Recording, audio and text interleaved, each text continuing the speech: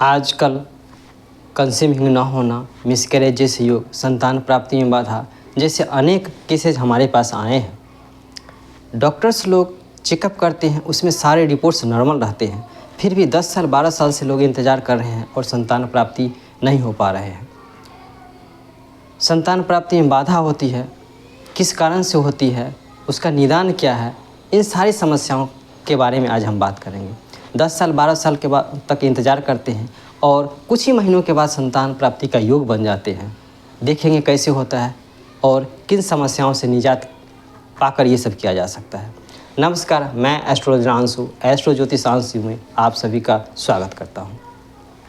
तो चलिए शुरू करते हैं। संतान प्राप्ति में बाधा क्यों होती है और इसका निदान क्या है। चंद्रमा जो हमारे शरीर में लिक्विडिटी का कारक है और हमारे शरीर में 70% से अधिक लिक्विड है, उस पर चंद्रमा का अधिकार है। यदि पूर्णिमा के समय किसी लेडीज को पीरियड्स होती है तो अगले पूर्णिमा के समय ही फिर से पीरियड्स होगा। चूँकि चंद्रमा का पीरियड्स भी 28 दिन का और पीरियड्स का साइकिल भी 28 दिन का होता है, तो एक बार यदि पूर्णिमा के समय या आसपास आगे पीछे यदि पीरियड्स होता है तो अगले पूर्णिमा के समय ही आसपास होंगे। और पीरियड्स पूर्णिमा के बाद चंद्रमा का पावर यानी लिक्विडिटी का पावर कम होते जाता है और अमावस्या आते आते ख़त्म हो जाता है। तो कंसीविंग का टाइम जब आता है तो उस समय यदि अमावस्या के समय आ गया, अमावस्या के नज़दीक आ गया, तो लिक्विडिटी का पावर कम हो जाता है और इस कारण कंसीविंग नहीं हो पाता है। तो 60% से अधिक केसेज हमारे पास ऐसे ही आते हैं और इन केसेज में डॉक्टर्स लोग को सारे रिपोर्ट्स नॉर्मल लगते हैं, कहीं से कोई समस्या नहीं लगती है और वो समझ नहीं पाते कि किस कारण से संतान प्राप्ति नहीं हो पा रहा है और संतान प्राप्ति नहीं हो पाते हैं। तो इसके अलावा एक दूसरा कारण है, जो गुरु बृहस्पति संतान के कारक माने जाते हैं। तो किसी की पत्रिका में यदि गुरु बृहस्पति ही संतान देने में डिनाई कर दें तो संतान कैसे होगा। और यदि ऐसा होता है तो डॉक्टर्स या चेकअप में ये रिपोर्ट्स आ जाते हैं कि संतान प्राप्ति का योग नहीं है।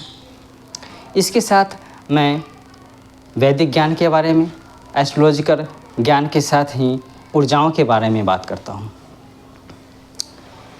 यदि नॉर्थ ईस्ट का डायरेक्शन में पति पत्नी का शयन कक्ष है, बेडरूम है और वो दोनों वहीं पर शयन करते हैं तो ये संतान प्राप्ति में बाधा के योग बन जाते हैं।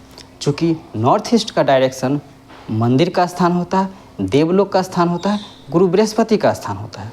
यदि पति पत्नी नॉर्थ ईस्ट डायरेक्शन में सोते हैं तो उन दोनों के बीच सेक्सुअलिटी पावर पूर्ण रूप से डेवलप्ड नहीं हो पाता है और कंसीविंग नहीं हो पाता। चूँकि देवलोक का स्थान नॉर्थ ईस्ट होता है और वहाँ पर शुक्र जो है, जो शुक्राणु का कारक है, उसका क्वालिटी डाउन हो जाता है। चूँकि गुरु बृहस्पति जिनका स्थान नॉर्थ ईस्ट होता है और जो देवताओं के गुरु हैं वहाँ उनका पावर एक्टिव रहता है, पॉजिटिव रहता है पावर। शुक्राचार्य जो असुर देवता हैं वह शुक्राणु का कारक है, वहाँ पर नॉर्थ ईस्ट डायरेक्शन में जो मंदिर का स्थान है वहाँ पर वह एक्टिव नहीं हो पाते हैं और उसका क्वालिटी डाउन हो जाता है। इस कारण वहाँ पर कंसीविंग न होने का योग होता है। इसलिए अधिकतर स्थानों पर आप देखे होंगे जहाँ संतान प्राप्ति में बाधा है वहाँ पर नॉर्थ ईस्ट में पति पत्नी का शयन कक्ष होगा। ये एक समस्या आती है। दूसरी समस्या आती है साउथ वेस्ट का डायरेक्शन।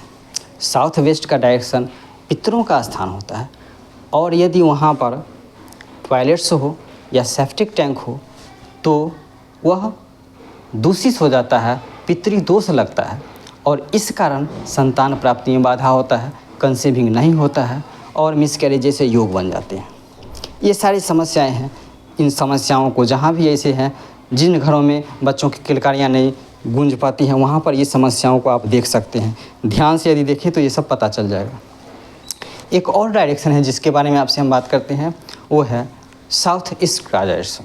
साउथ ईस्ट का डायरेक्शन, साउथ ईस्ट का जोन जो है वो अग्निकोण होता है और वह शुक्र का स्थान है। वो यदि डायरेक्शन डिस्टर्ब हो जाता है तो शुक्र का क्वालिटी ख़राब हो जाता है। चूँकि साउथ ईस्ट जो है शुक्र ग्रह का, शुक्राणु का सबसे अच्छा प्लेसमेंट बताया गया है। वो यदि डिस्टर्ब हो गया तो शुक्राणु का क्वालिटी ख़राब हो जाता है और मिसकैरेज, कंसीविंग न होना और संतान प्राप्ति में बाधा होने का योग बनता है। इसके साथ ही एक और डायरेक्शन है दोस्तों जिसके कारण ये समस्याएं आती हैं। वो डायरेक्शन है साउथ वेस्ट डायरेक्शन। इसे डिस्पोजल जोन ही कहा गया है। यहाँ पर कंसीविंग होता है, कंसीविंग हो करके डिस्पोज हो जाता है, यानी मिसकैरेज हो जाते हैं और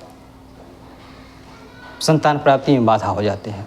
यदि यहाँ पर शयन कक्ष होता है, साउथ वेस्ट का डायरेक्शन यदि बेडरूम है तो वहाँ पर ये डिस्पोजल जोन होता है और वहाँ पर कंसीविंग होकर के डिस्पोज हो जाता है, यानी मिसकैरेज जैसे योग बन जाते हैं। तो ये सारी समस्याएं हैं जिनके कारण संतान प्राप्ति में बाधा आती है। 10 साल 12 साल से संतान प्राप्ति में बाधा आ रहे हैं और हमने देखा कुछ महीनों के बाद ही संतान प्राप्ति का योग बन जाते हैं। तो ये सभी समस्याओं का समाधान करके संतान प्राप्ति का लाभ उठाया जा सकता है।